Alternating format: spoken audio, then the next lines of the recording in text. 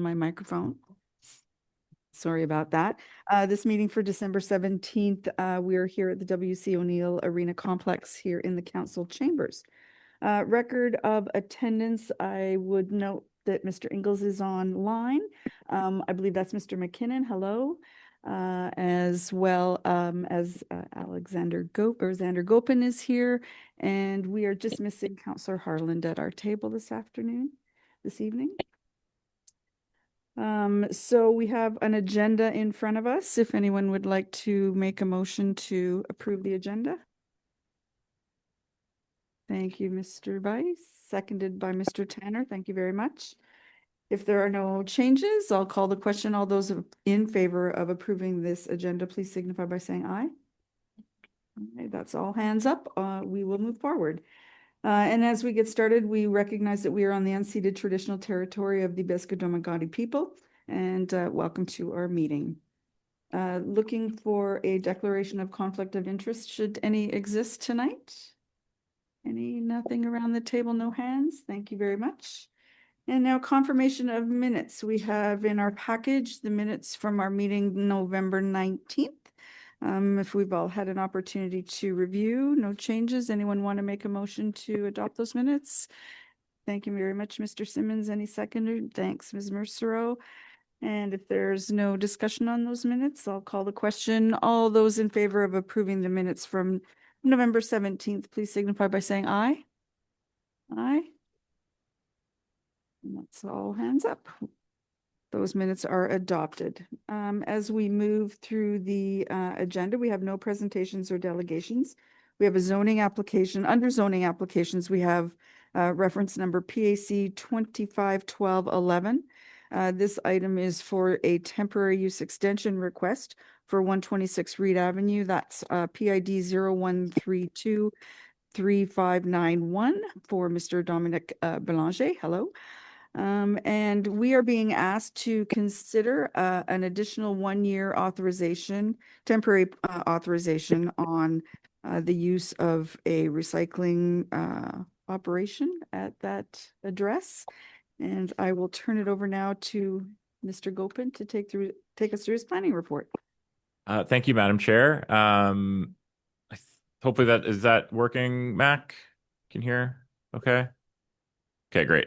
It's a little confusing with the computer and the mic. I actually don't have a presentation on this because there's no new information. I'll explain briefly how the extension of the temporary use request works. It's very clearly outlined in the Community Planning Act and in the town's current zoning bylaw. But really the town zoning bylaw just refers to the Community Planning Act. PAC has the initial authorization for a 1 year of temporary use, which you granted in, I think it was May of 2025 for this particular use with a set of conditions. For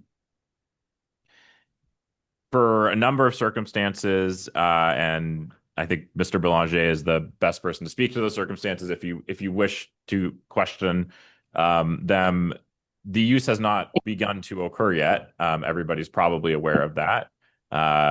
It's very close by here, and nothing is happening. And I think it's taken time with electrical hookups. And to be honest, the temporary use is a fairly limited mechanism for pilot projects like this. In terms of land use in New Brunswick, there's not really there's not a great mechanism for it, and this was the best way to do it. But these things do take time. Development of land does take time, and so nothing has occurred with the actual land use. There's been no ability to test the concept yet, and so the other, I guess, wrinkle is in St. Andrews. There's kind of a specific tourist season, and when businesses have the greatest need for recycling, and we're no longer in that period. So to have an actual pilot at this point can't really begin until May of next year. At that point, the existing year authorization has expired. So the Community Planning Act does allow for an extension of that year for one additional year, but council has to um, consider a rezoning application or an amendment to the zoning bylaw. And we're now at the point where at the a previous council meeting or two council meetings ago, council did by resolution agree to consider a rezoning. They're not actually starting the process at this point, but they don't need to. All they need to say is we're considering it by resolution. Um, if there's questions about that, Mr. Spear may be the best person to talk to because I was not actually at that council meeting. I believe there was some council discussion on it. But council did make that resolution. And so now it is back before PAC. You council is considering it. It does not mean they will grant the rezoning. I think they probably still want to see the pilot process and how it works in the neighborhood and see how the business community takes up the concept. So council, did make that motion, but doesn't mean they will ultimately approve a rezoning. So it's really up to PAC at this point if an additional year should be granted. There's no we don't really have any guidance beyond that. There's no information to kind of change what would have been the decision the first time, as far as I'm concerned. Nothing about the project is changing. It just hasn't started yet. So if PAC does grant the additional year, subject to those original conditions, then that would allow the pilot project, to continue until May of 2027, going through another tourism season, and having the ability to test the concept. So that's it. I don't think this group has actually seen an extension of a temporary use before, so that's why I wanted to explain the process.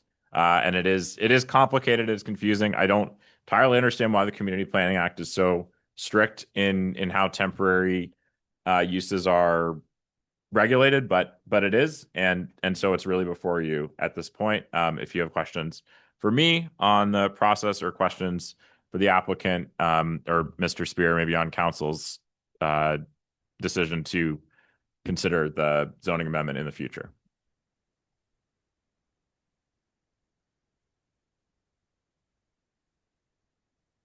Does anyone have any questions for the planner? I do. I've I have a couple, if you don't mind. No polling necessary because this is an extension. Yeah, and there's no new information, and nothing has occurred yet. If something had occurred, if there had Right. actually been an attempt to test out the concept, then it would definitely have made sense to do polling. But it's not necessary in this case. Fair enough. And when does the clock actually start ticking on this additional year? At the end of the first approval, Yeah. or? Yeah. So basically it can go for 2 years. And again, the Community Planning Act is very specific. The approval starts when the initial temporary use is given. You can't say we'll start it when the use begins, which would make sense, but sometimes provincial acts are limiting. But in this case, it would be an additional year from when it expires, which is When it May expires. So we're 2026. just getting very ahead of it. Yeah. Okay. All right. Thank you. Thank you very much. All right.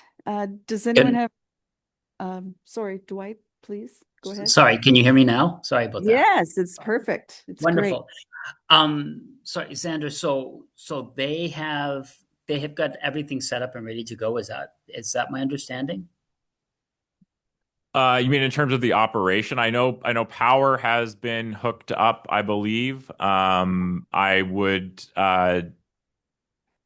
ask the question to Mr. Boulanger about when he believes the use could actually begin at this point. Because this is going to be operational year round, correct? Is that the intent? Well, unless council ultimately grants a zoning amendment, then it would just be able to continue for the additional year, and then That's it. So it really, after this, it's up to council if it goes beyond the additional year, what the parameters are. Um, any other matter relating to it, really. But do you know if he can actually start operating at the site? I believe the intent is, yes, it would begin probably at the beginning of the next tourism season.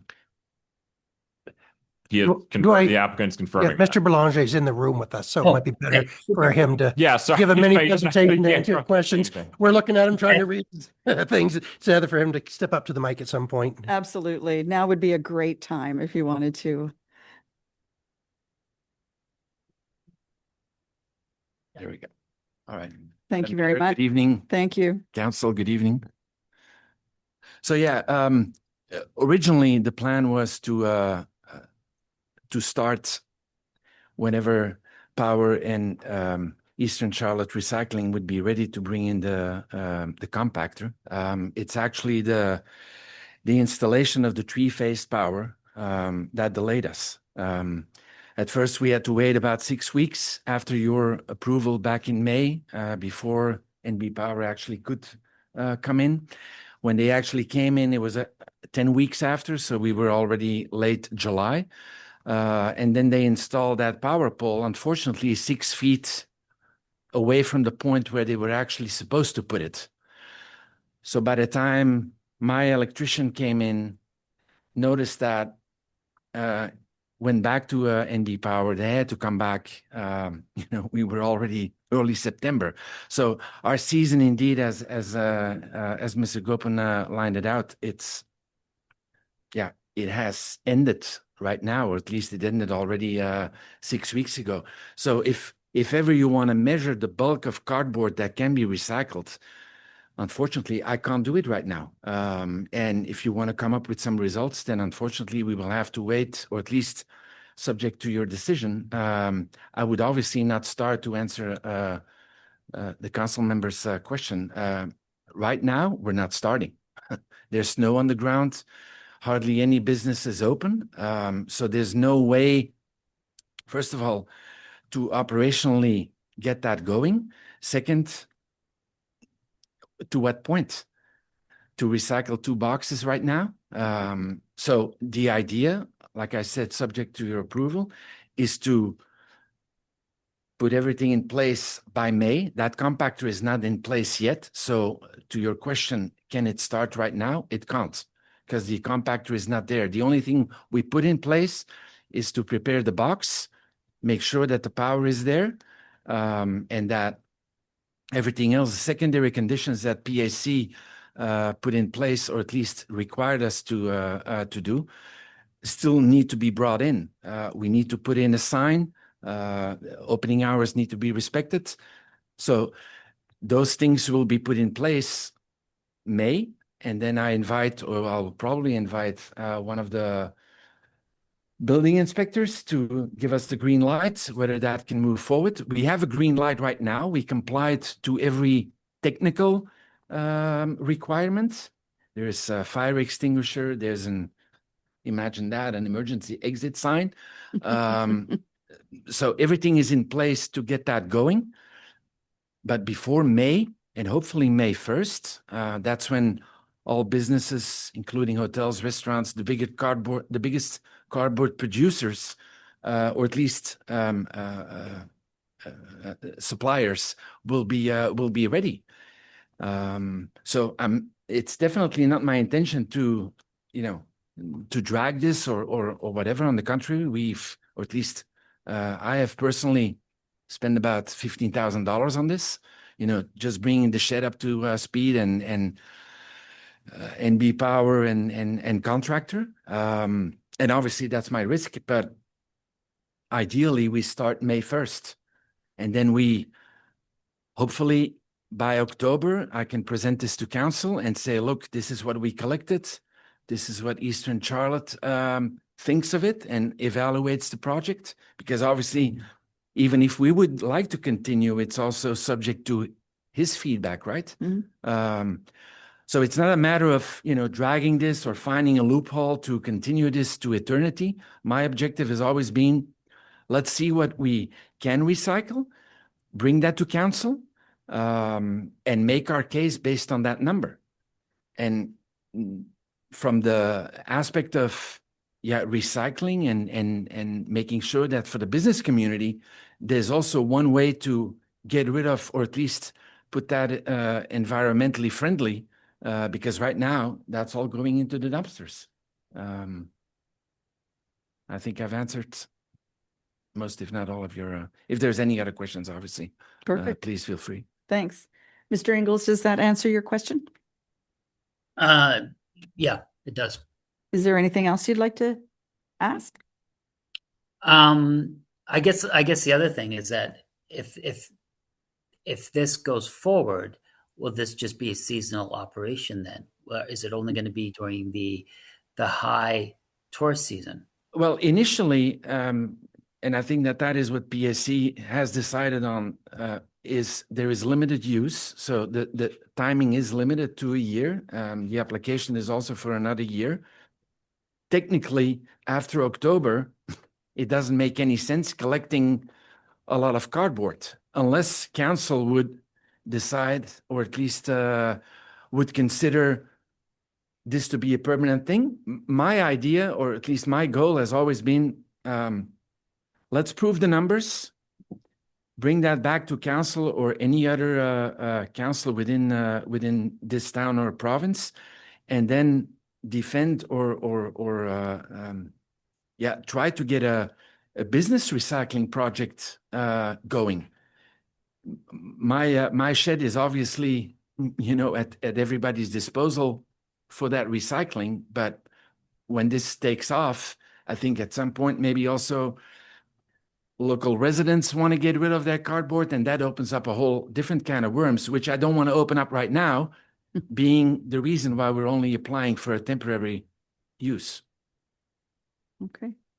So you're suggesting just seasonal, just to end, In my opinion, absolutely. Okay, okay, that's fine. Let's make our number. Yeah. Or let's prove our case in the course of May through the end of October. Perfect. Does that answer your question, Mr. Ingles? Yes, I guess when this initially came in back in May when we made the decision, that wasn't really stated. I know it was a temporary use by law that we're looking at for the year, but it was never. I didn't realize it was only going to be limited to the season. That's sort of the high tourist season. That was never discussed in the initial. Wasn't brought across one way or the other, or discussed, or even thought of at the time. That's right. That's right. One thing I'll add is that council can, while the temporary use concept is really the Community Planning Act says that's PAC's game. It's not council's. Council can set seasonal conditions and things like that. And I think it's kind of hard to see how this plays out, and there's not a ton of tools for pilot projects like this when they involve development of land in this case, as I've said. But there's certain things like temporary garages that council in the zoning bylaw allows for certain times of year. So that is something that council could limit at first, could eventually expand. I don't think council is initially wanting to get super involved in recycling, but I don't think they'd want to limit necessarily private people wanting to support that for the business community. But again, the location, and maybe this isn't the permanent location for it. I think this does feel like the best way to test the concept. And PAC, you're really just saying this can go on for another year until May of 2027. And then if council decides to amend the zoning bylaw, you would have the opportunity to give your views on that at that time. But really, your discretion is only for the next year and a half, I guess. And yeah. Perfect. Mr. Simmons. I think I was thinking the same thing right when Dwight had mentioned it, because I know we had never discussed it. And I was like, geez, why didn't we discuss the off season? And I think that, I think there should be some thought, given by yourself, Mr. Belanger, about even some limited hours, even if it's just a couple days a week. A lot of businesses are open year round. We keep pushing for more businesses open year round. You know, the Algonquin is putting a lot of, investing a lot of money, hopefully to bring new people to town. You know, I have 3 businesses open year round, and am I just going to start throwing my cardboard back into the garbage again? Because even roughly now, I go through a couple truckloads a week. I'm off season. It's way more than that in the summer. I know it's got to be feasible as well. Mhm. Right. I understand that. So, yes. Absolutely. Yes, please do. So yeah, ideally, of course, I would like this to be year round. Ideally, this would be a permanent thing because we both operate, or at least there's a couple of people that operate businesses. So if we can prove something into, or at least if we can prove with numbers and turn this into something permanent, whether that happens at Reed Avenue, that's obviously at councils and you know, those people who will decide on it. My point is that if we want to prove the numbers, we're going to need the season.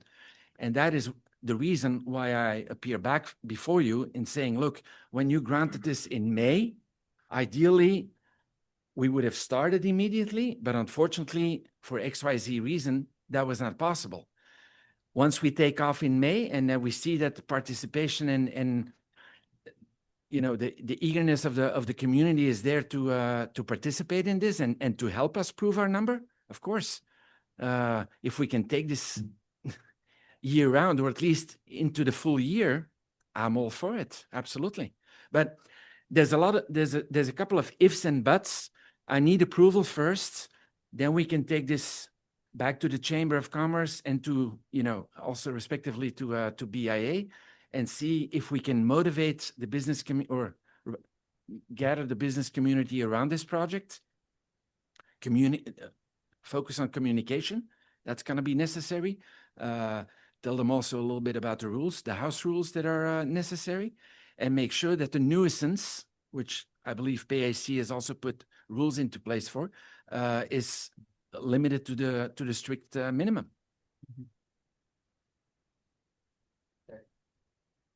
Thank you. Anyone else? Yes, Mr. Tanner. Just a couple quick questions. No. Appreciate your time. I guess maybe some of my questions are more for my own education, but what is the market for the cardboard, or what, you know, when you bail this up, where does it end up going? So as I understand it, but I think James from Eastern Charlotte Recycling would be more the guy to ask these questions. What I understand is that he doesn't sell that immediately to the big cardboard recycling companies. Mm-hmm. He holds on to these bales of about a ton each. Mm-hmm. There's times where that drops to $60 a ton, and then there's times where that goes up to 120 to 180. Yeah. And I think he stores them in his facility in St. Stephen, where he already has a compactor sitting. So Yeah. that's where I went to check on how does that work. Yeah. And you know, it takes a lot of cardboard to get to a ton. Yeah. So those bales would be taken out by him, put on his truck, and he would store those until, I guess, the market The dictates prices that are- Yeah. that it's time to sell. Yeah. Okay. No, that makes sense. I just want, Interesting. Yeah. So he has that machine, yes. not to interrupt you, he has that machine sitting. It's a secondhand machine, Mhm. compactor, that he can put at our disposal. Okay. He would train us on that. So his business model is basically based on volume, obviously. Yeah. So the more he can collect, especially within the season, that's also his focus. Yeah. The better. Okay. Now, I know you haven't run a sample, but do you have a guesstimate of how much cardboard you will be taking in? If I look at my own business, Yeah. what we go through at Kennedy House, that's half a dumpster without compacting it. Yeah, That's half a dumpster every week, Yeah. solely on cardboard and paper. Yeah. So I can only imagine that if we can get the Algonquin, for example, to participate. I mean, a lot of other businesses, bigger restaurants. His estimate is that as of a ton a week, I think he would be very happy with that. okay. No, because my son's partner works in the spice box, Amber. Okay. And sometimes over the last couple of years, I've been get tapped to take the cardboard away and cannot believe how much cardboard accumulates there. Yeah, and it's not only the inconvenience but it's especially the volume in your dumpster. There's no way to fit cardboard in your dumpster. There's always a lot of space that gets lost. Yeah. And you can compact it yourself by jumping up and down. But at the end of the day, it's just lost space. Yeah. And, getting rid of it. Yeah. Yeah. No, I think anything you can divert from the landfill is good. Nope, that's great. The only thing I guess I'd echo is what Kevin has said. Maybe, if it could run full time or year round, I think there'd probably be, Yeah. Operationally, I mean, not that really matters tonight, but operationally, our idea was we have staff at the Kennedy, or at least I employ staff that is currently already doing a lot of maintenance and running these type of shores for the Kennedy. We're looking at a truck. Maybe within the BIA, we can find a way to collect for the bigger businesses and then, bring that maybe not daily, but twice or 3 times a week. And it's a little bit of a, feeling, okay, how big of an appetite is there within the business community? If the appetite is big, okay, I think immediately also other businesses will say, you know what, we'll give you a hand. You can bring in your, I'm just running ahead of myself, but that's, some businesses will deliver, or at least will come and drop it off. For some other smaller businesses, we may do the service and take that out. I mean, every box that does not end up in the landfill, that's my philosophy, is a box that we gain, right? That's. Yeah, Yeah. 100%. Okay, thank you. Thank you. Ms. Merceau, any questions from you? No, thanks. How about you, Mr. Solier? Anything from you? No? Okay. All right. So is there anyone? Yes, Mr. Spear. Yeah, I just wanted to add a little bit of context, Madam Chair, that this has been an ongoing concern, not Mr. Belanger's, but I know there's been discussions between the BIA and the town for multiple years, 3 or 4 years, about how to deal with this cardboard situation. And the town did install a dumpster in the public works yard that people could get a key to and dump it. It just didn't work out all that well and stuff. And so I appreciate Mr. Belanger's, it's almost a community service as opposed to a high profit venture, honestly, in my opinion. Now, if he hires a private jet to start flying him around, then I wish I'd gotten into it myself, but I'm going to take a wild guess that's not going to happen. So I think we have to be cognizant of the seasonality issue is a real concern. I mean, no one should be forced to go into, paying more than they're making. So him and Mr. Peters are in partnership, and we'll see if it goes too fast and too hard. There could also be the possibility the storage at their facility for Eastern recycling could get filled up really, really fast. So there's a whole bunch of things, but like I said, he's filling a gap that the town couldn't void. And I've actually talked to Mr. Peters myself about trying to work something out within the town, but we didn't have any facility really that would support it, like that much storage. So the council is happy that he's taking this on, is probably going to be patient to see how it can work to make sure it meets the needs of the business owners that it's serving. Wonderful. All right. Okay, well, is there anyone online that wanted to speak to this application, Chris? No one from the. The only, no, the only additional. people, I yeah, the guess- only people online is who you see. Yeah, okay, on the- great. All right. Perfect. Okay, so back to the table. We have a recommended motion. If someone wanted to go that direction or more discussion, yes, Kevin? I'd like to make the motion that the Planning Advisory Committee of the town of St. Andrews authorize an additional year of temporary use for the 208-volt cardboard baler in the shed at 126 Reed Avenue, PID 13235 or 91, expiring May 2027, subject to the same conditions as the motion of May 21st, 2025. Thank you for that motion. Do we have a seconder, Mr. Solier? I will go that direction today. All right. Everyone ready for the question? If so, all those in favor of approving the motion to extend the temporary use authorization at 126 Reed Avenue, please signify by saying aye. And all hands up. Thank you, Mr. Ingles. Thanks a lot. Okay, so that motion is carried. Good luck.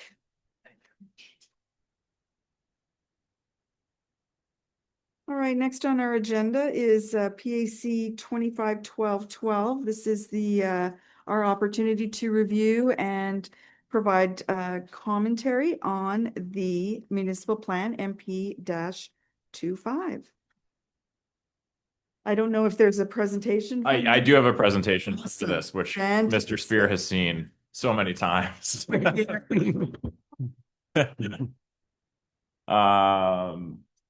So okay, now I do have to go into Zoom.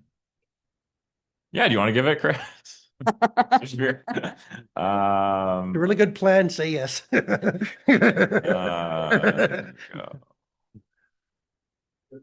Thank you. Share screen. Presentation. It's not too long of a presentation. I do hope you have had a chance to read through the bylaw. The zoning bylaw has also now been made public, so if you've had a chance to look through that too, it might be very helpful. You're not being asked about that tonight, but it is out there. So hopefully you are aware of that. And Just to touch on that, Xander, just real Yeah. quick, since you talked about it, sorry to interrupt, is that we will be having engagement sessions in January for that. We'll put out some mailings sooner rather than later. So if you need a paper copy, come down to town hall and get a copy, and then you'll get in the mail or by some other communications tool, the sessions. Please come out and provide feedback or listen to what your community citizens are saying too, to get an understanding of this issues. Thank you, Mr. Gannon. Yeah, great, thanks. And you will be asked for your views on the zoning bylaw at some point as well. Council hasn't gotten there yet. We want to get through the public phase of consultation, which we have done for the municipal plan. So council is asking for your views. And I'll give a quick, hopefully fairly quick overview of some of the broader context of the municipal plan. And I will also talk a little bit about some of the public feedback that we've gotten and how planning staff has responded to it and how council has either incorporated it or not incorporated it into the current draft of the municipal plan that you're being asked to give your views on. So this is some context. Hopefully you are fairly familiar with municipal plans at this point, and at least the current St. Andrews municipal plan, maybe the rural plans for local service districts, as you've been playing a role in administrating them for some years. But the municipal plans are a 10-year framework policy for development of land. They deal with other municipal bylaws, budgets, land infrastructure, facility services, grants, programs. It's one of council's most important coordinating documents. Does not require council to carry out any proposal. They simply cannot go against them. So there may be proposals in there, just like there are in the current municipal plan, that have never been actioned. Doesn't mean that the municipal plan is not being followed. That is an important thing to know. This new municipal plan is for the whole municipal district. Local governance reform happened in 2021, 3, and the local service districts of Bayside and Shamcook were amalgamated into the town of St. Andrews, creating one new municipality, still called the town of St. Andrews. And so now any planning documents, municipal plan or zoning bylaws need to apply to the whole area. But there's obviously different parts of the municipality. I'll show you several maps, and you've seen them in the bylaw themselves, hopefully. So that's part of the why. The other why is the province is not only saying you need to do this, they're saying you need to do it by a certain time, January 1st, 2028. And they also have these statements of public interest, which are a new regulation to the Community Planning Act, which I think we've been over a fair amount. So hopefully, if you have, they come up again and again throughout here, as well as in some of the responses to the feedback. So I know this group is fairly familiar with those already.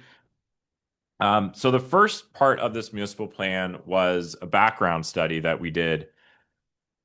I think it was back in the fall of 2024. Started as kind of a desktop exercise, looking at the community's geography, economy, finances, conversations with council, key members and groups in the community, and then some broader community consultation. And those community objectives have fed directly into the municipal plan. And the presentation will touch on each of those objectives. Just a bit of geographic context. I mentioned the local service districts of Bayside and Shamcook. These are those areas. They each had their own rural plans from 2009 and 2011, respectively. There was also the St. Croix Corridor South Rural Plan, which basically ran 30 meters from the ordinary high water mark down to the border of the former town of St. Andrews. And then there were the secondary plan design guidelines for both the town plan and historic business district in the former town of St. Andrews, as well as the subdivision bylaw, which is actually, I guess, the first land use bylaw for the entire municipal area.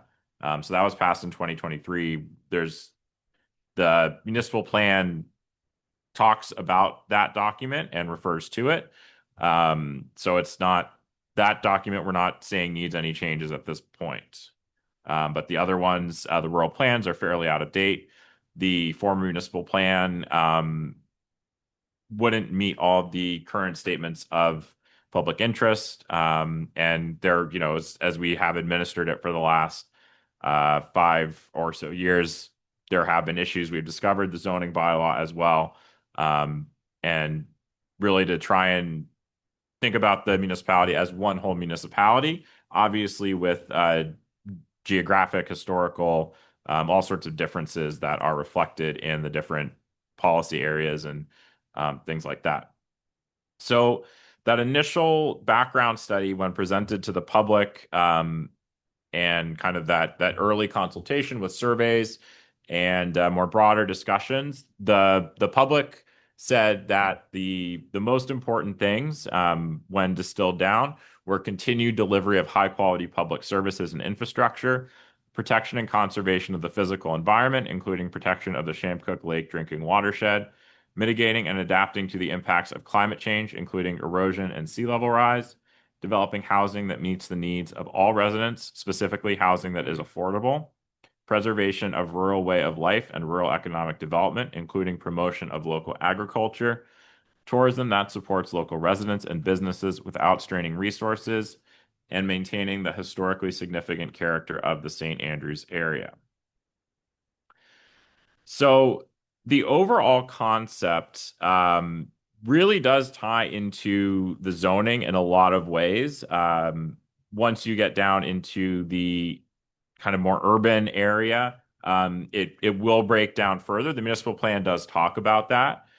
And this slide kind of shows some of that and how the zoning by intensity and capacity of the land in terms of infrastructure as well as looking at the history and geography, which can, in a lot of ways, determine the capacity of the land. And you know, when you have watershed areas, you need to prioritize certain things about them.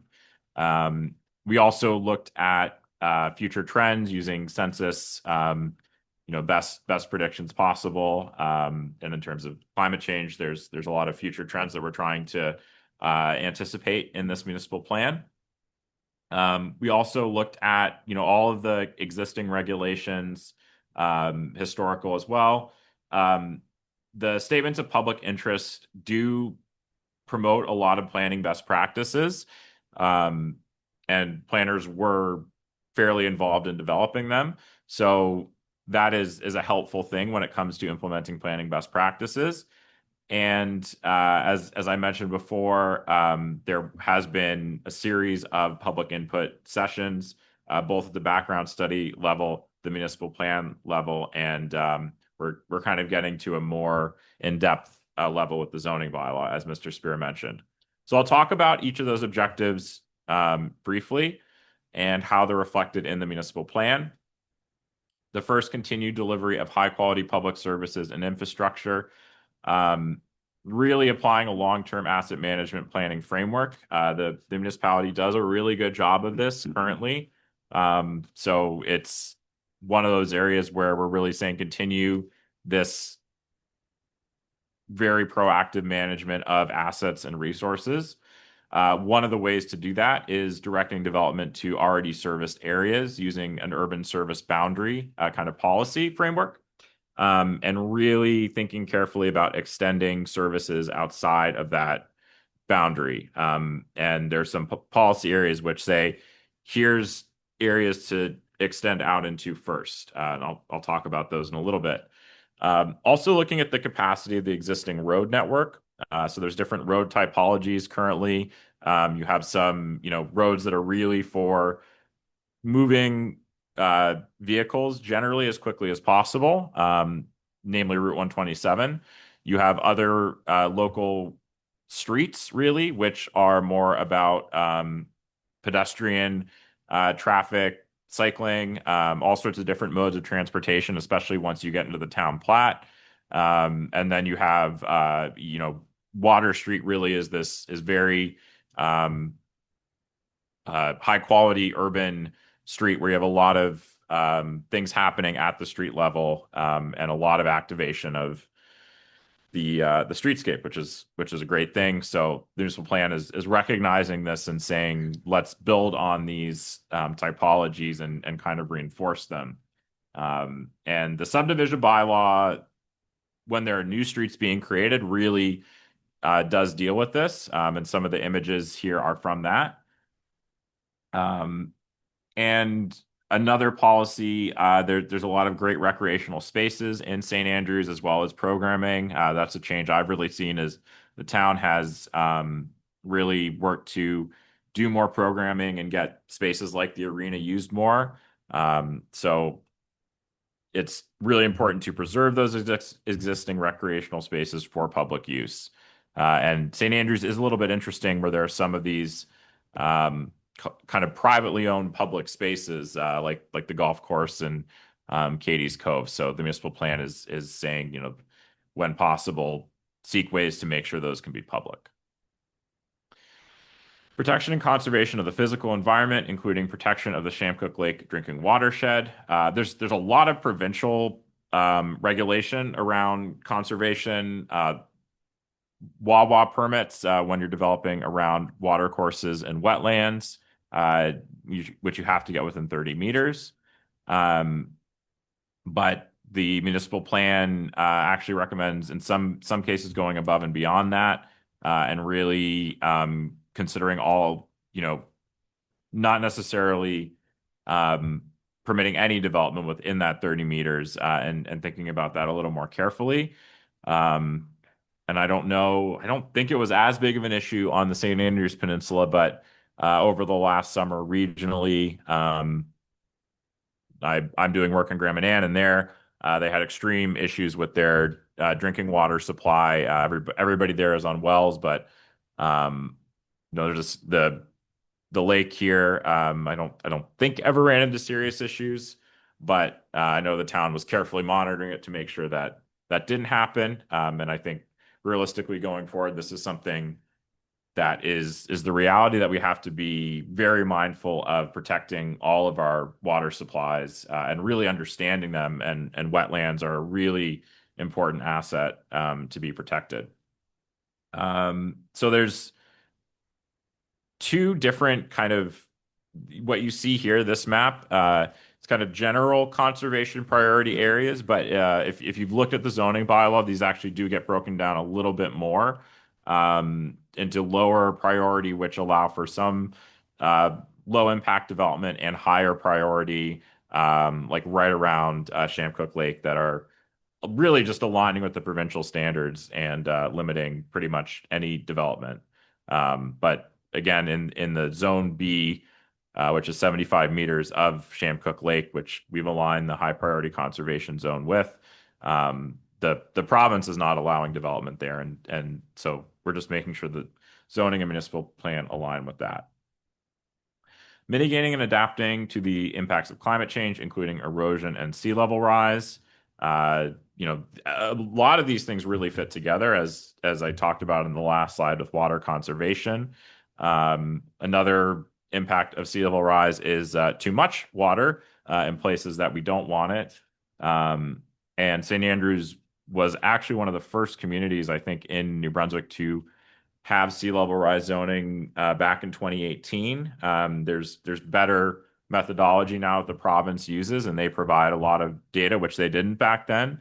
So we're able to do, I think, a more refined and accurate job. And we've also seen impacts over the last 4 or 5 years, bigger storms, more impacts from flooding. If you look at the map, places like Patrick Street are shown on this map as being in projected high tide zone, and we know now those areas are flooding frequently. So there's also as well as people's homes, there's municipal infrastructure. So that needs to be identified, prioritized, and the town is very proactive in this. They're doing they're working with partners in the asset management industry to identify those assets, and kind of the whole municipality is really, I think, it's a low-lying area surrounded by water, so it's being as proactive as possible. New subdivisions, another growing risk is forest fires. The Service Commission, we're actually doing some work on emergency management planning for that. But one of the biggest impacts is where people are developing, and so new subdivisions, we look at places where forest fires have impacted, and bad subdivision design where you have long cul-de-sacs with only one exit point. They lead to a lot of issues and create unnecessary danger. So the subdivision bylaw, again, it's recent. It kind of is preceding these policies, and now they're referring back to it. So promoting efficient and sustainable settlement patterns, it checks a lot of important boxes as well.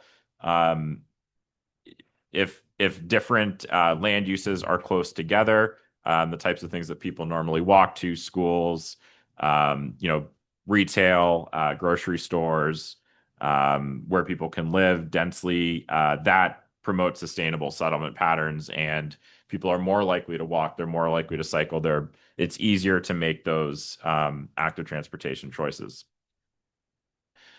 So speaking of housing, affordable housing is an issue we're all very aware of, and zoning and municipal plans are heavily implicated in how affordable and how available housing can be.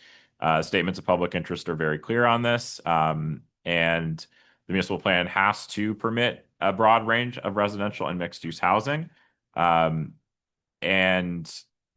it is important that if the municipality is going to directly support housing projects financially or in kind with infrastructure, making sure that those projects are truly affordable. I think the municipality has done this before, and there's some ways, again, like sea level rise, the town was one of the first to really support an affordable housing development financially directly, and that's seems to have been a fairly successful project. There's really good data now that we're working with to identify what different levels of affordability are. Looking outside of maybe just specifically affordable housing, and if there's going to be maybe not extremely dense where you don't have services, but denser levels of development in the rural areas, making sure that's concentrated around existing roads, especially if there's going to be new subdivisions. There's more and more problems with private access subdivisions.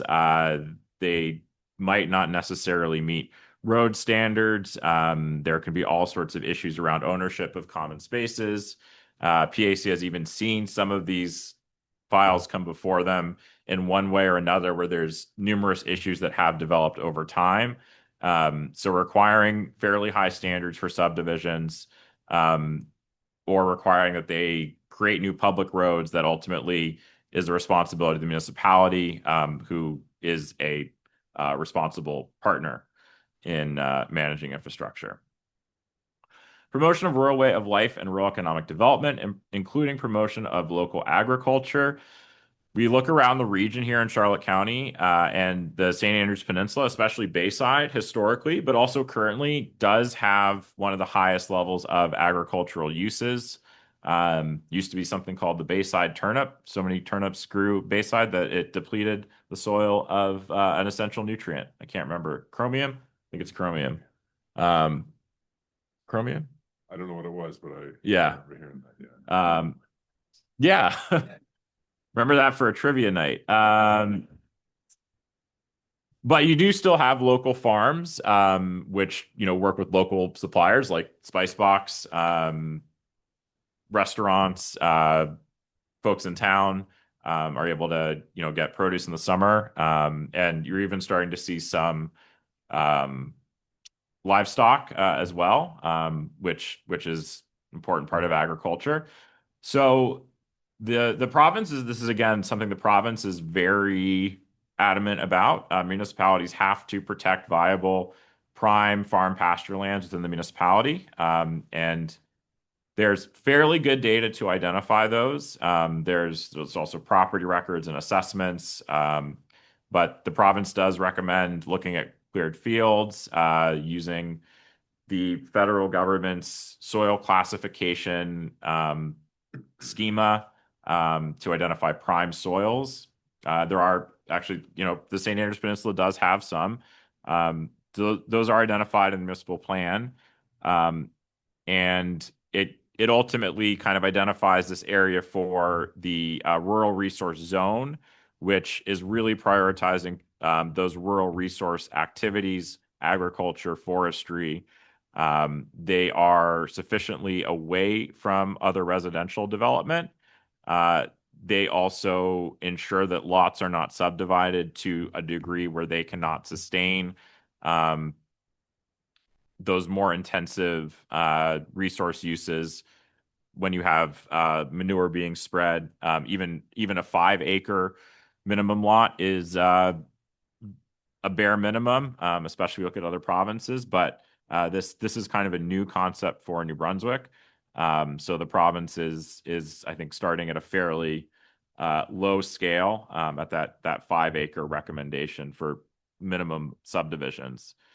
On the flip side, in Shamcook currently, there really aren't any standards for agriculture for livestock, how far they are from property lines, from water sources.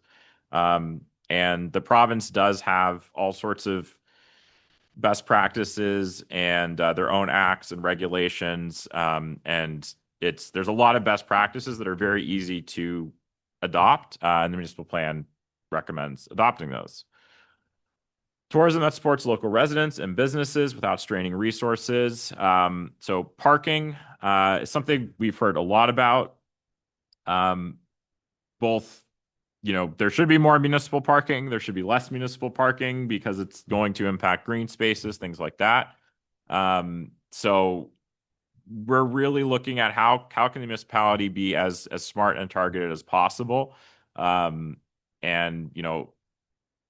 try and identify exactly the right places to have parking, and make sure that parking is not the thing that's ultimately limiting development.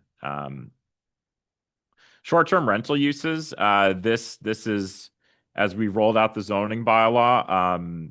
I think a lot of folks who have short-term rentals are seeing this as a time when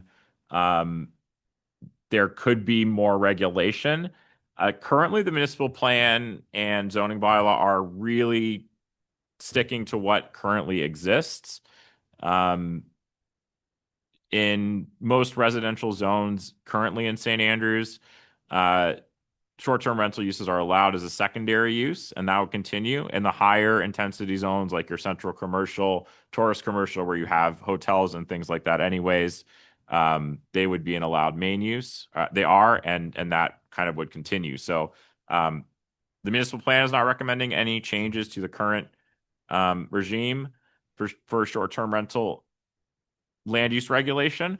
What it is saying, which the current municipal plan says and council has explored before, but they can choose to explore it again, is an act under the local a bylaw under the Local Governance Act. And the reason to do that is zoning cannot apply retroactively to previously legal land uses. And St. Andrews has a very complicated history of allowing things called tourist homes as main uses in residential zones. It gets very murky very quickly. And so a local governance act a local governance act bylaw can apply retroactively and apply standards and apply limits. But that would ultimately be up to council. The municipal plan isn't imposing those standards. It's saying at a later date, council, if you feel like this is really an issue, this is the best way to deal with it. Maybe the province will also be more involved, and the municipality can be involved in that process if that happens. Heritage Conservation Bylaw Administration and Grant Program. I am currently the Heritage Officer for the town and working with the Heritage Committee. Council did pass the Heritage Conservation Bylaw. So it's kind of just continue doing that to make sure that the most valuable heritage resources in town remain. But it is a very, I think, sensitive, not hugely onerous bylaw, and really hasn't been used too much so far. We spoke here tonight about shoulder season and winter tourism. And, having the infrastructure to do that is really important. We're seeing more of it. And I think the town is working to promote that. A rezoning for winter spa is definitely doing that. So those are good activities to continue. I think this is the final objective we're looking at: maintaining the historically significant character of the St. Andrews area. There is more acknowledgement in this municipal plan, and we have gotten feedback about this and increased it a little bit, that there's not just settler colonial culture and history in St. Andrews. There's really strong, thriving Indigenous culture currently. And I think that the town has engaged more and more in that and supported that more and more. And the municipal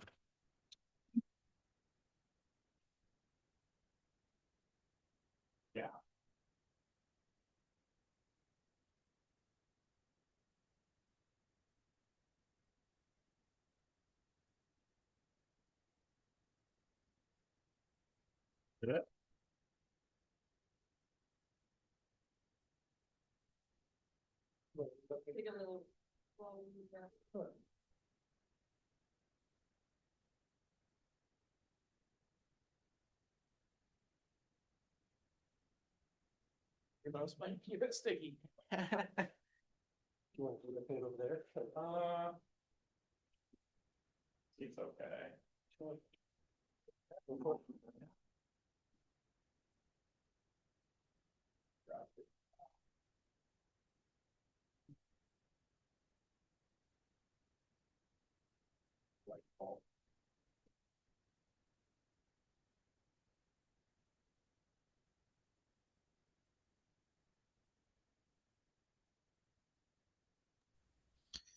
As a tech guy, that breaks my heart to watch.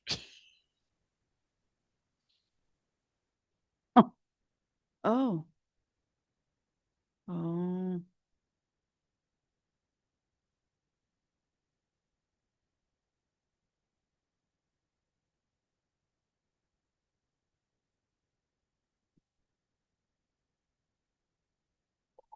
Do that.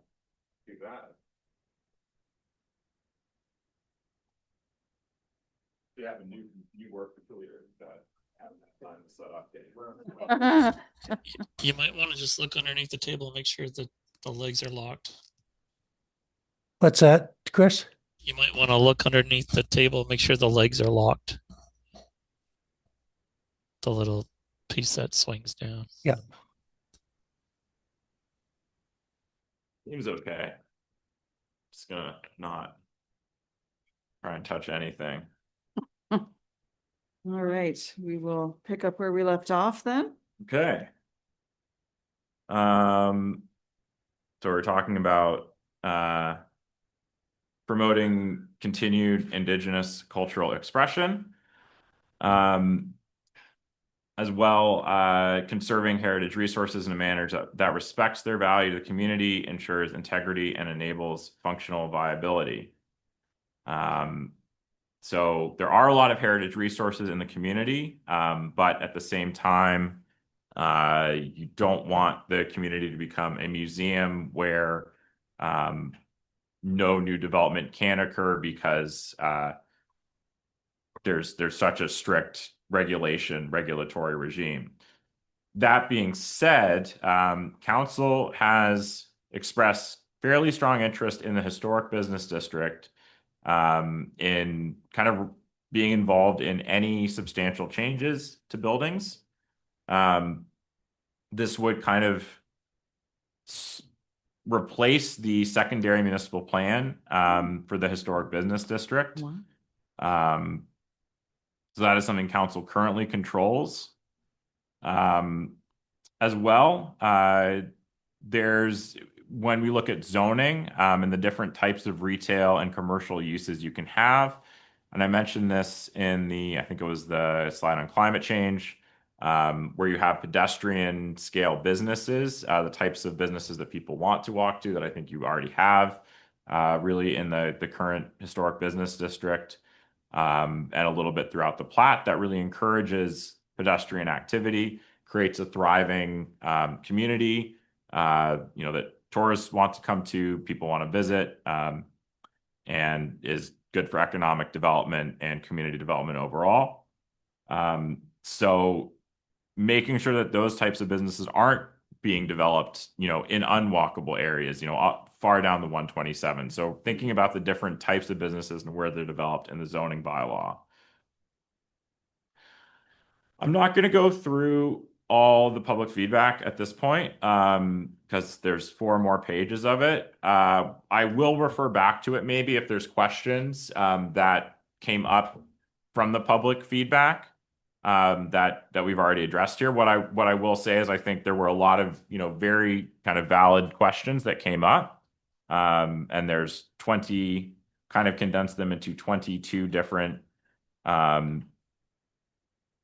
areas, and a lot of them council found ways to include. There's a few where, especially where the statements of public interest come into play, and maybe some concerns around too much density, too much mixing of uses, too much limitation around subdivisions and residential development in rural resource areas. That's where the statements of public interest are very strong, and the province is really saying to municipalities, we are limiting your ability to kind of limit these options in these ways. So I'll leave it there because I've been going on for a while and I don't want to knock the table over again. One thing I'll say, I know this is a bigger document, and I don't think there's a ton of time from when were the views requested, Mr. Spear, do you remember? In the first meeting in December, so December, December so- 2nd, I think. Yeah, so there's not a ton of time. You don't have to give your views tonight. You have 30 days to give your views. I'm not sure how you would give them otherwise except for tonight, but it is a large document. So my hope is that you have had the chance to read through it. Mr. Gopin, Yeah. the only thing I'll add is the council won't meet again until the 19th, which I think we'd like to do the first reading. So if you folks are okay with the document as is or have some minor questions, great. If you want to have a special meeting, maybe before council gets together on the 19th to provide feedback, to look at it more, it's possible. But just so you don't feel too under the gun with the holidays right in front of you. No, I mean, I certainly want to do this as efficiently as possible. I want to be able to give everyone an opportunity to speak to any observations that came up. I'm not sure the best way to attack it. I know from my standpoint, I enjoyed reading the document. I love the format. I think it's exceptionally well laid out.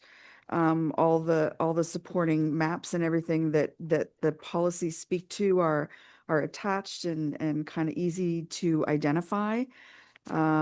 Myself, I don't have any serious questions, or I wouldn't presume to make any changes myself. Like I say, I'm not sure how the committee has attacked their copy of the plan, so. I will say, I think the last time we did the municipal plan, it would have been PrAC giving their views on it. So you might have a long time ago. Yeah, I'd be the only person here Yeah. who was involved in that. I know that I had experience as PAC chair in my previous life to go over the heritage bylaw. We kind of put that document into 2 or 3 buckets and then listed our observations within those buckets. I think I don't know that it was the most efficient way, but I guess I would be looking to members to see how maybe they attacked their documents, and then we can get a game plan maybe. And if there's clarifications, I think I'm more than happy to clarify anything as best as I can if there's questions.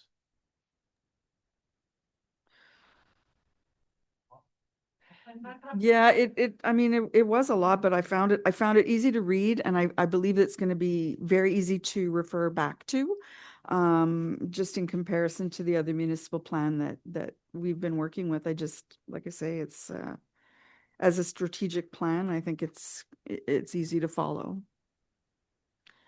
Rebecca. Thanks, Chair. I have a few observations or maybe things to consider as changes to the plan. And as far as sort of this process, open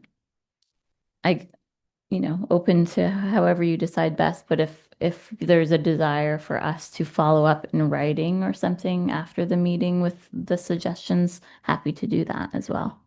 Wow. Well, I'm not a great note taker. I think that's fantastic. Let's see how much we amass as far as notes and observations go. Okay. Again, I know that there's been a lot of public consultation at this point, so. Yeah, I just want Yeah. to clarify something though with Mr. Gopin is the views of the PAC should probably be in this form and not decided over emails. Expect. Yeah, I don't think PAC has the ability to make motions over email. Oh, motions, no, okay, So- you're right. Yeah, I suppose. I mean, I think, yeah, When we've done this before, I think it's typically been in a meeting setting and Mhm. some level of consensus, or even just, here's all the different members' views. Mhm. And I guess it doesn't preclude members writing as themselves True. Yeah. to go. If you, again, if you have an eureka moment sometime between now and when they do first reading, then certainly feel free to write counsel as a citizen and provide further input. Mhm. Yeah. Well, let's see how far we get. Yeah, I'll start with you then, Ms. Mercero, take it away. Thank you. And I want to echo your comments. I think it's an excellent document and just extremely concise for the breadth of everything that it's meant to cover and easy to follow. So yeah, I think it's excellent. There's really, I'd say like there's one minor consideration and it might be a question, and then there's two sort of thematic areas that I'm hoping to raise. Um, just on, there's a policy on page 40 regarding the provision of land when subdivisions happen. And I understand from a question I asked Xander that there's certain types of subdivisions where that comes into effect. Um, what I've seen in other municipalities that have used that policy for a while is that policy can create fragmented public land across the municipality, which can become a bit of a liability from a standpoint of like maintaining it properly over time. And so I've seen some have like or a cash in lieu alternative to that. And I just wanted to see if that's a possibility or That consideration. is, I believe we do yeah, that. that is Yeah. an option in the subdivision bylaw. Oh, excellent. Okay. But just for clarity, though, it's at the direction of the developer, correct? They can choose one or the other, or can council impose the cash in lieu?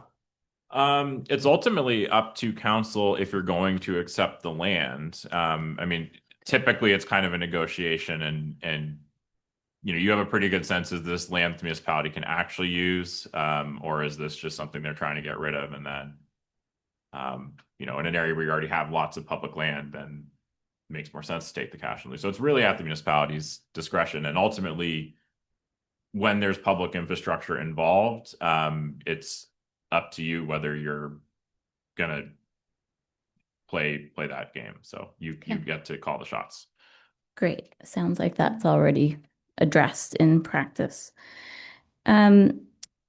Just like in terms of like thinking thematically about the plan, one area that's, from my perspective, that seems a bit absent from it is just the concept of equity, diversity, inclusion.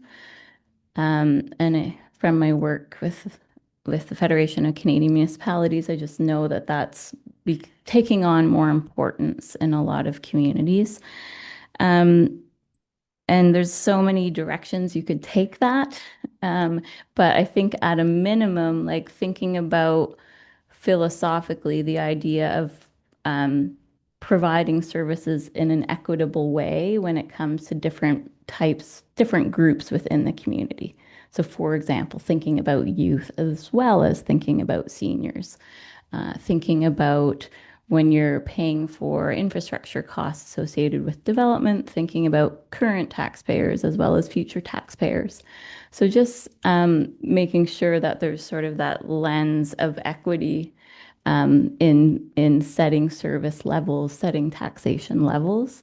I feel like that would be a nice, like philosophical, you know, hook to hang our hat on.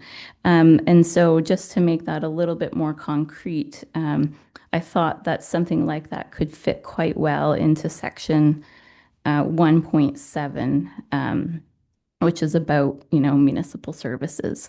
And it'd just be something like stating an intention to consider equity in the provision of services and taxation of properties, something like that. So that's one thought I had. Um, the if I have maybe a criticism of the plan or a concern about the plan is probably better framing. I'm a little bit concerned that it is not uh, proactive is a poor choice of word, but that it's not aggressive enough in responding to sea level rise. So if we look at page 50, 50. that's right. Yeah.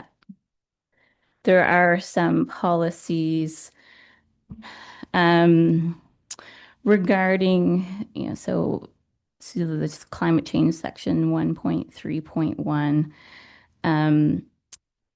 Council shall use zoning regulations to ensure expansion of buildings and uses are adapted to future risks. So for one thing, I wonder if like what that means and how exactly we do that. And there is reference to limiting development and restricting subdivisions in those areas. But if we look at what's projected, there are likely to be very significant impacts with storm surges for most of Water Street, for particularly the prime business area of Water Street. And, I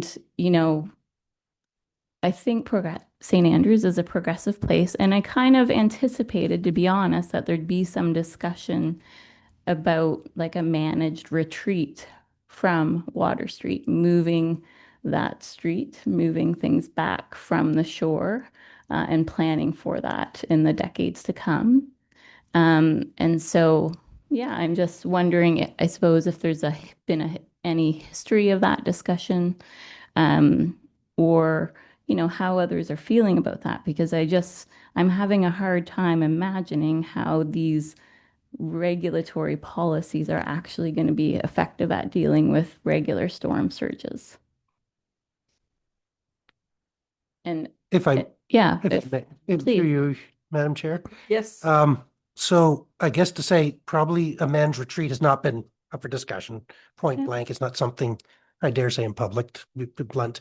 But we do have a study being done by AIM that Xander's actually, which is the Asset Management Group of Atlantic Canada, I think, that is looking at sea level rise and how to manage it. And they'll be giving us a report in the next couple of 3 months. That they had worked with Xander and some of the wording around this and things. And I think the philosophy currently with the citizenry and with council is about managing and building around it as opposed to reshaping the town. So it could be anything like the original plan, of course, raising the wharf, which has been abandoned, but something like that along that lines, reshoring Water Street as best we can to manage that stuff. Will it manage the highest cycle of tides in 100 years or probably like 70 years now? Maybe, maybe not. But that's kind of the aim. But we're just looking to see what this report says to give us some guidelines. And it's something I think has to be an ongoing thing. But I guess from my personal view, a retreat would be a whole different discussion because it then, in a hypothetical world would turn Queen Street into the new commercial zone type of thing. And so it gets very complicated when it comes there. So it's a good discussion. I'm not entirely sure if it's too early to have it or not, but certainly feel free to do that. And with your background, you certainly, when we present this report, be something worth bringing up over the winter about this particular concept. What's the cost of that survey or that study? For us? Yeah. Well, it was the cost was about $20,000, but we got probably $100,000 worth of things on it because it was mostly funded by other agencies and levels of government.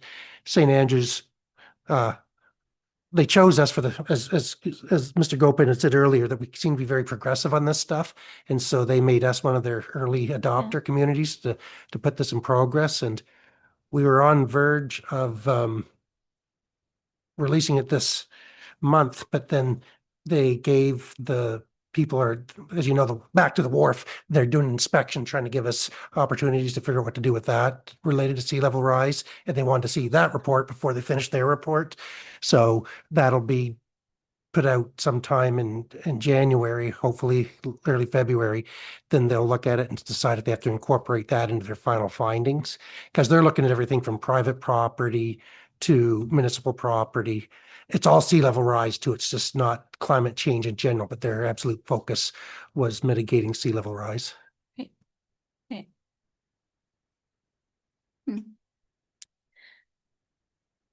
Thanks for that.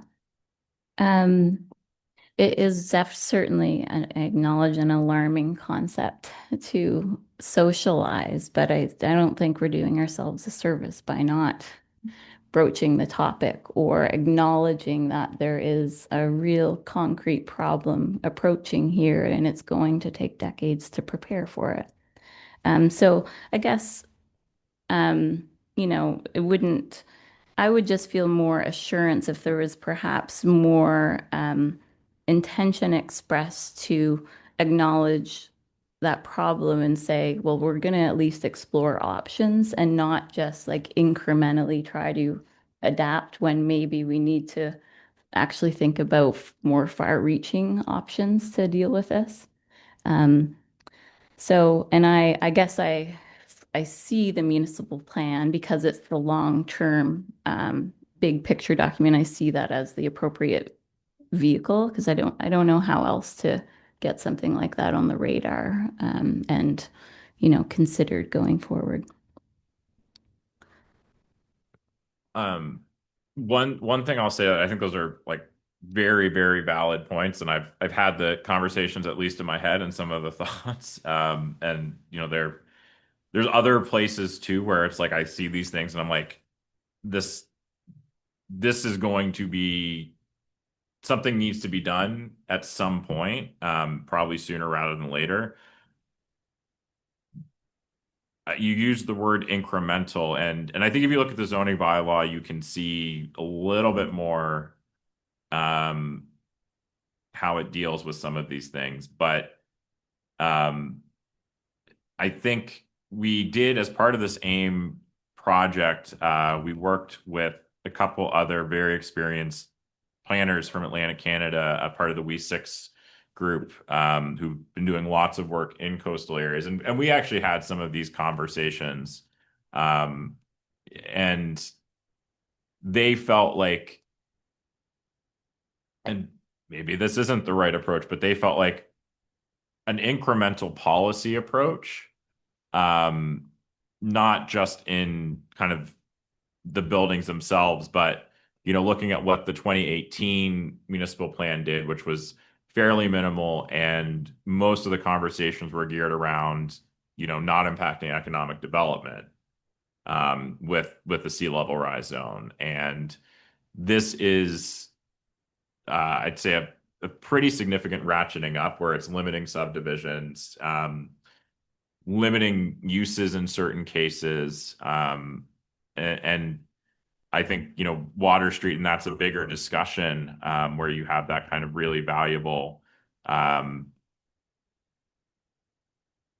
not exactly public infrastructure, but such an important part of the community. I think having those maps there, it's as you have noticed, I think it's like, well, this is a reality that's coming. But I guess there's been some thought given to it, and from a planning approach and from my history of working with the town since 2018, this feels like a fairly significant step forward, even if it isn't maybe ultimately where it should be. Yeah, thanks for that, Xander. I certainly acknowledge that too, and I didn't mean to insinuate it's not moving in the right direction. I just think the problem is humongous, and so requires thinking outside the box, certainly. Yeah, we'll make sure it gets yeah. into the Yep. Yeah, but those are really my main thoughts on the plan. I do think it's an excellent plan, and I enjoyed reading it. So Yes. looking forward to hearing others' thoughts. Nerds, aren't we, hey? You liked it. Perfect. Mr. Tanner, how about yourself? You're good? Okay. Awesome. Mr. Solier, how about you? I did have, I guess, one question anyway to start. Maybe I'll be led to more. Um, One point that you touched on specifically, I think it was mostly from the public feedback, was an attempt to preserve, I think it said like a rural way of life or something along those lines. But in discussing that, a lot of the points seem focused on more like agricultural operations for profit or farming or, food sales and local supply of food. Is there any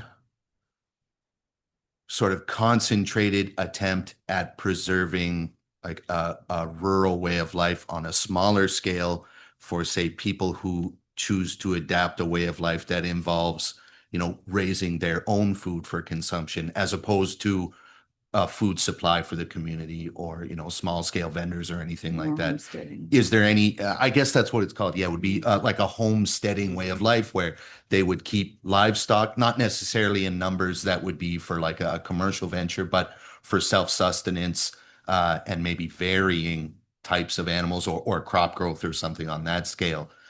Was there any attention to paid in even that scale? Yeah. So I think it when we're talking about agricultural regulations, it's really about livestock, like vegetables, horticulture stuff. It's fairly low impact. So it's really once you have livestock involved, that you do need to start thinking about these types of standards. And there have been concerns that have come forward about, people not having enough space to do these things appropriately. So what the standards in the zoning bylaw do is they really scale based on land. And I think in every rural zone, you can do some level of agriculture.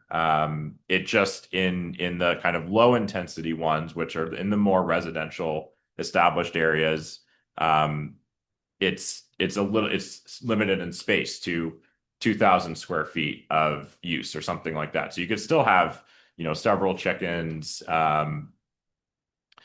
maybe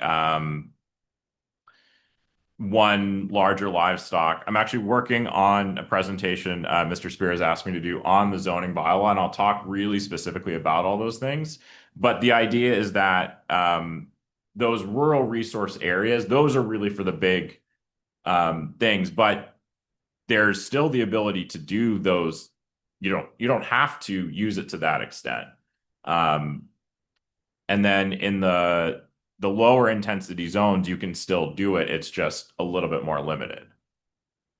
And I guess the standards that are being developed or worked on, are they based on any, like we mentioned, like a sea level rise report from a consortium or like, is there any relevant, I guess, research related to that So aspect? the Department of Agriculture, and I think, your point about them, some of these things being more focused on commercial scale. The Department of Agriculture is more interested in that level, but they do research on the nutrient loads of different animals. So one of the ways that they use standards are basically how much manure is an animal producing, and how much land do you need to carry that the nutrient load without it, having negative impacts on adjacent wells, water courses, things like that.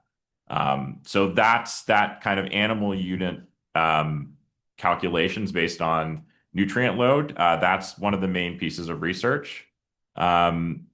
As well, they also provide, here's our recommendations for distances from drinking water supplies. So it's definitely not something I'm making up off the top of my head. Absolutely. Thank you very much. My only other questions, I suppose, related to the plan. There's a lot of it that's focused on housing and different aspects of housing, obviously affordable housing, density, walkability, everything like that. Um, is there is there any aspect of the plan that provides a balance for, population increase versus availability of services in the town, and not necessarily public services provided by the town or medical clinics, et cetera, but things like grocery store capacity or food vendors that can actually supply that density of a population as it increases, according to the plan, I guess. I think that's a really good question. I think the way the plan deals with that is the the concept around mixed uses.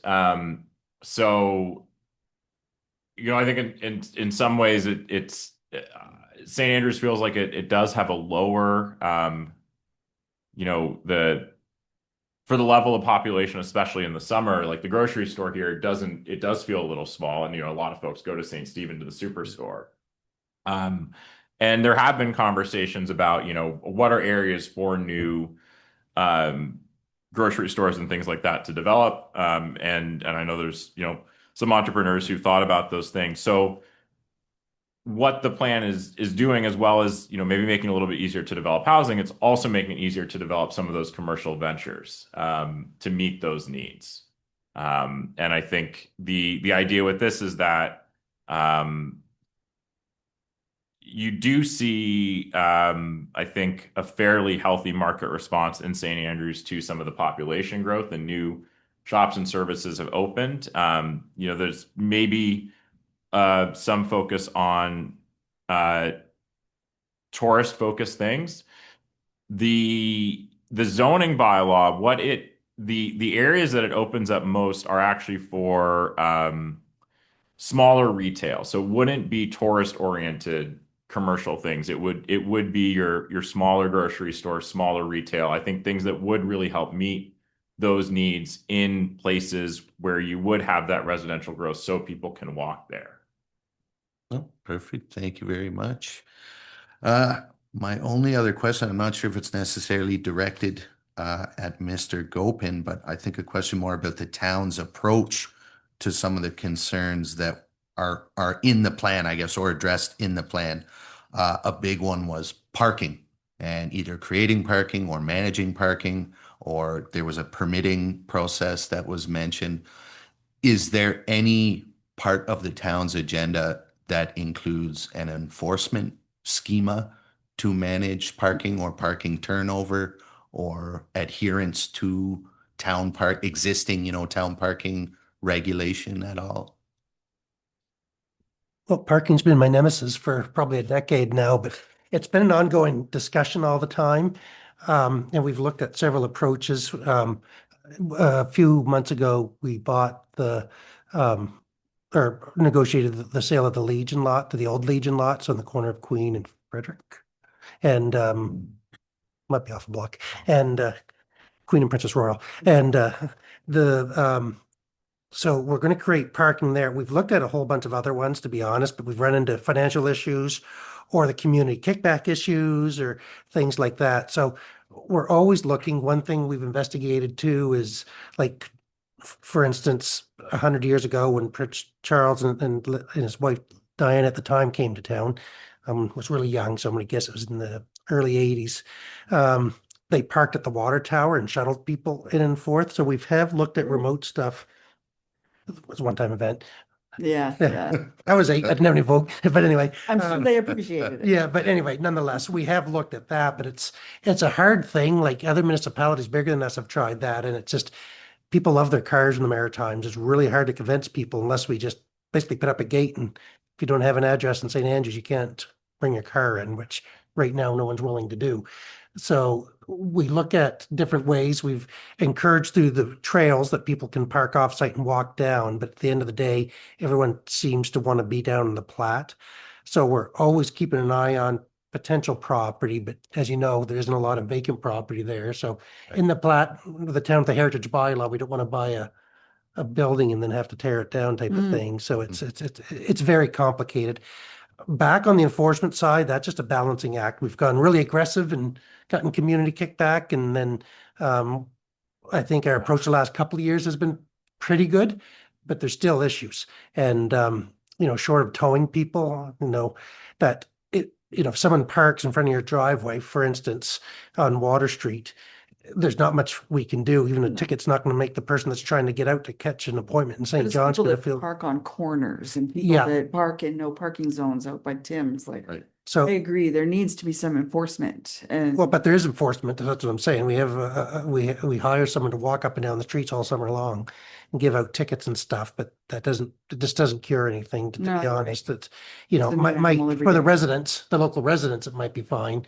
But for tourists and stuff, they, if they pay, and they usually do, but if they just consider the cost of parking and move on. Yeah, So but it is always a priority of council. Every year, there's always a discussion about what direction to take and looking for better ways and more environmentally friendly ways of doing it. We just haven't found the balance yet of doing it. And even back to the busing, it's just stuff so expensive too. And we're talking thousands and thousands of dollars, to run a bus all summer, you're probably talking, it's $500 to $700 a day. Just to give you an idea, it's like $20,000 to $30,000 a month to run a bus, just to give you an idea. So if you could charge, but people, and I mean, even through the or partnerships, the biological, no, it's not the biological station, Huntsman Aquarium Yeah, ran that uh-huh. bus.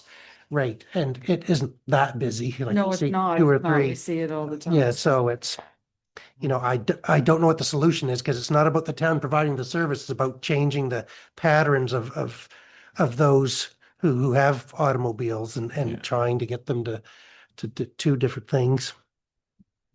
Perfect. No, thank you very much, both of you. Thank you very much. The only thing from me, I think all the questions that I had. Yeah, no, I'm not. I'm just trying to go all the way around. Sorry. I noticed on page 54, under safe streets and roads, paragraphs number 7 and 8 are duplicated. Yes. Okay, Yeah. I think we caught that. that was really. I think everything else that I had noted has either been spoken about or addressed in some way. So over to you, Mr. Simmons. I actually don't have anything to say.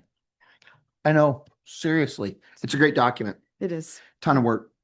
Can imagine what it took to get here, but yeah, compared to the last one, it's just amazing. So once we tether this with the zoning bylaws, I think it's gonna be fabulous.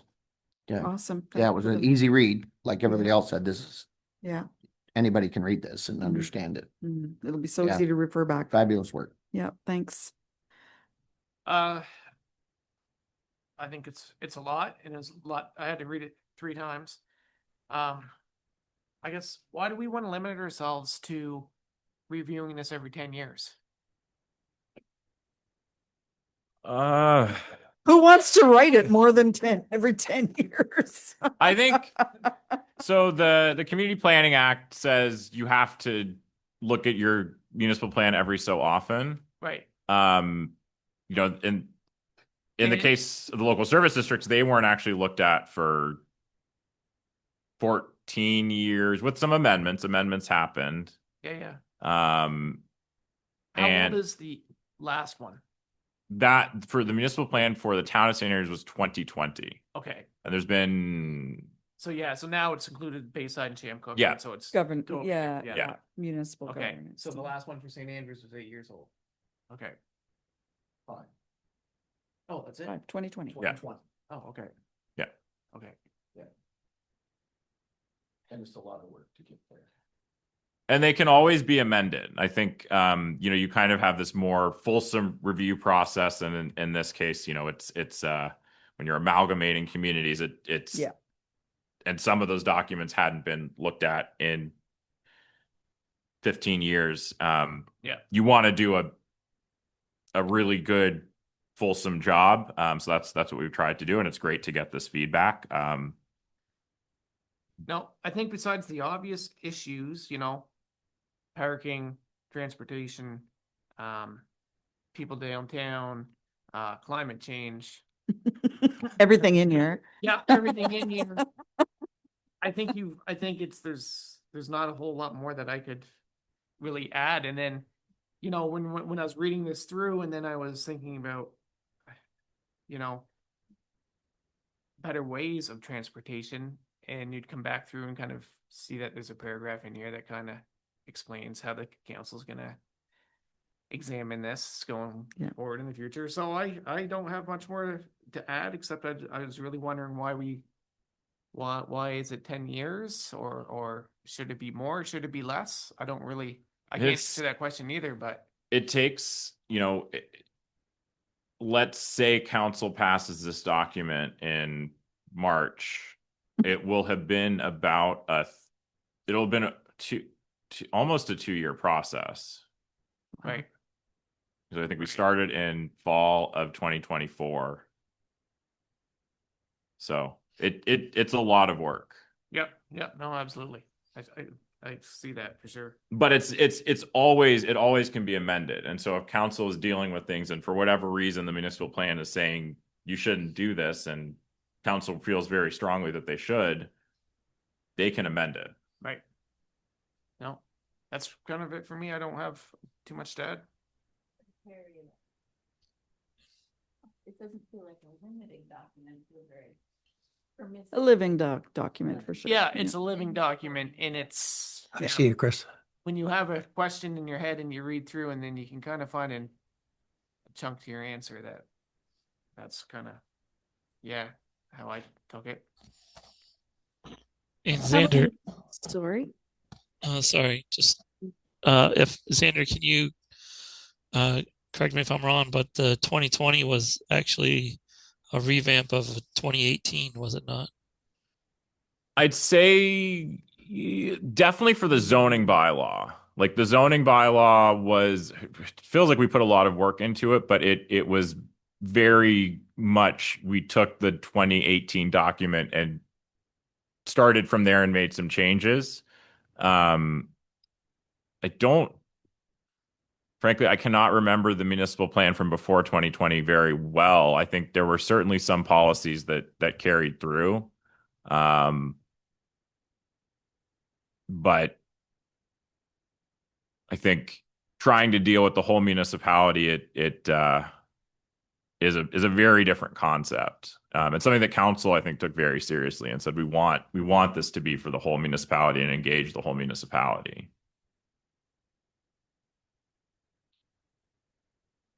Mr. Ingalls, did you have some observations to add to our list? I agree, Xander. I would say the job that your team has done on this is great. It's a great document. The only thing I wonder about is, and I know wordsmithing this, it happens all the time, is that hierarchy of shall, should, may. Mhm. And I know we can't be too prescriptive, but I get worried when there's may used, because then it's very ambiguous, and lets both us and also the applicant out of whatever's happening. So it's just, and I know there's rhyme and reason why you've gone through that, but if you could maybe explain a little bit of that.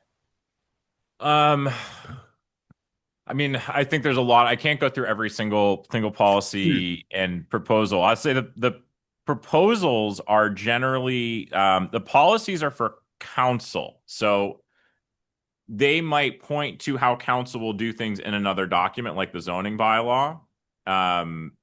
But they're ultimately for council. And so I can tell you that when we took some of these to council and where it was a shall, council said, we don't want to be restricted in this way. We'd rather have it as a may. And may, one thing that I've learned, if you look at New Brunswick's Community Planning Act, the may is stronger than people initially think. And for example, PAC doing a mail out, you may do a mail out. It's not actually a shall in the Community Planning Act, but it's a very strong direction, and it's saying you really, really should do this.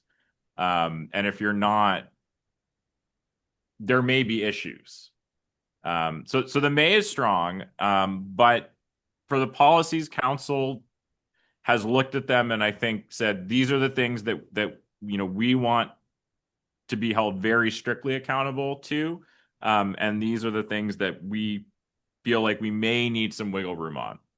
The proposals are more they're some of them are for council and they're really proposals of this is something for council to consider, like in the case of a short-term rental bylaw under the Local Governance Act. This is for council's consideration. It's a proposition to consider. There are some, and I can't think of any off the top of my head, but there are some that would apply to more general development. And I mean, if you have any specifically, Dwight, that you're thinking of, I can answer that. But in general, it's really the zoning bylaw that will regulate development, and everything in the zoning bylaw is a shall or get a variance. Okay. No, great answer. But once again, I mean, great document, really well, easy to follow through. So it's I had no idea what you guys were working with in 2018, but I mean, it's a good document. It's a great document. All right. Well, that went pretty darn good. So I want to recap what we talked about around the table, just as it not so much as it related to questions that were then subsequently answered, but clear-cut observations that I'm going to actually put in the letter. I'm going to make it abundantly clear that we were all pretty unanimous in our support of the format, the ease of digestion of this information, and the ability to go back and refer to it. I think we were all pretty much unified on that. On page 50, under climate change, adaptation, and mitigation, there was an observation that there's not enough concentration put on issues surrounding storm surge, looking at options to mitigate that, such as a managed retreat for Water Street businesses over time. That was the observation. And then under 1.7 on page 60, when we are considering policies for the provision of certain services, we need to or should consider equity and inclusion in the provision of these services. And then there's one more that I liked. Oh dear.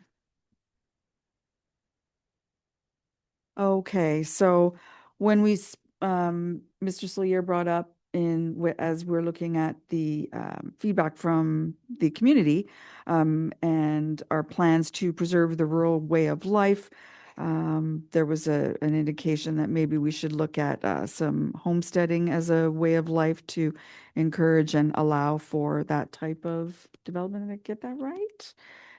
Okay, and balance compared to population, looking to provide balance when compared to population density when we're looking to provide those services.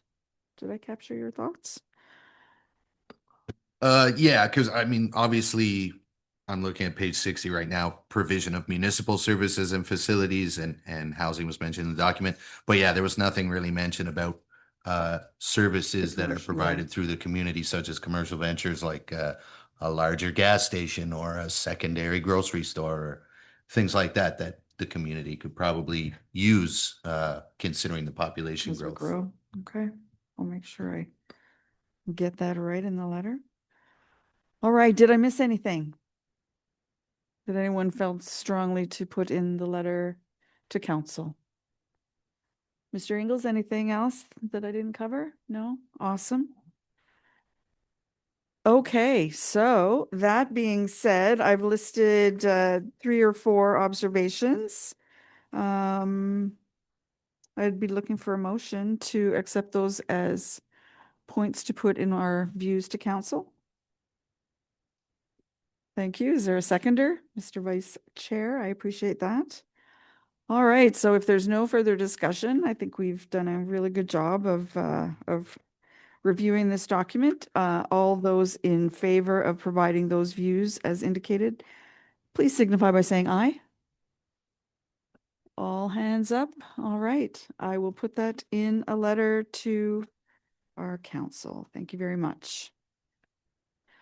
All right, so as we go through the rest of the agenda, we're at PAC member comments section. Any items from membership to put on the table? Yes. Just a quick one to David's comments about population growth to businesses. I think the like-minded business community will fill that in, you know, because there's a lot of entrepreneurial spirit out there. So I think the services will fill as density and population increases. You'll see locals such as me or other businesses downtown that will expand and keep up with the growth. I mean, overall, I think, you know, if there's a ton of us out there, if we see the opportunity, we'll make sure the service is filled.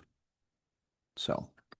Yeah, absolutely. I think my only concern was through like limitations of zoning or something that would prevent entrepreneurs from following through on, you know, successful projects like that. Yeah. That was all. Absolutely, I agree. Excellent. Anyone else? Any other comments? No? Dwight, anything from you? No? Okay. We have no closed items tonight. Yep. Mr. Spear, did you raise your hand? Just quickly, I just wanted to introduce it. Know if everyone knows Mr. Chris McKinnon. Mac, we're calling him because we can't have 2 Chris's on the original. First thing, welcome. We're dropping the name next. No, but Chris has had service in Eastern Charlotte for several years, so has a strong municipal background. He's been a welcome member of the team. So he hasn't done much with PAC, I don't think, over in the Eastern Charlotte area. So I said I'd carry this for a little while till he got his feet wet, but I said he'd probably be, but he'll pick up quickly and be probably attending meetings in person moving forward. But I just thought he's seen the municipal plan presentation once or twice too, and it's limited time with us too. So yeah. Well, So- great to meet you, Chris. Welcome to our meetings, and we look forward to your presence at the table. Thank you. It's good to be All part of right. it. Well, if there's nothing else, it's 8:54 and this meeting is adjourned.